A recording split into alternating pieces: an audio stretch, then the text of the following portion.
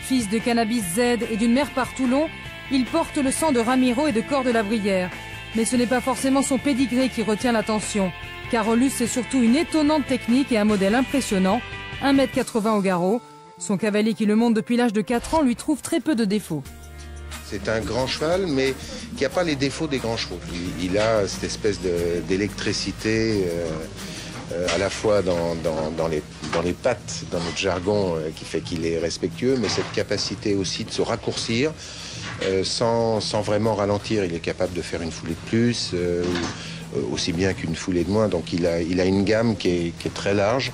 C'est un cheval qui a moi je trouve, un très très bon tempérament, qui est extrêmement respectueux, très très respectueux. Et le respect, pour moi, c'est de la peur.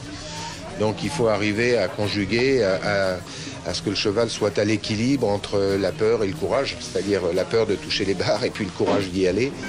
Détendu et joueur au boxe, Carolus est encore un grand enfant qui cherche constamment l'attention. C'est un gros nounours avec un petit peu de caractère quand même, quoi. Quand il veut jouer, on le sait. Quand c'est plus des câlins, on le sait. Quand il aime quelque chose, on le sait. Quand il n'aime pas quelque chose, on le sait. C'est tout de suite, ça se voit, quoi. Depuis la vente d'Obélix en 2006, Hervé Godignon s'était concentré sur la formation de jeunes chevaux. Il a trouvé en Carolus une potentielle relève.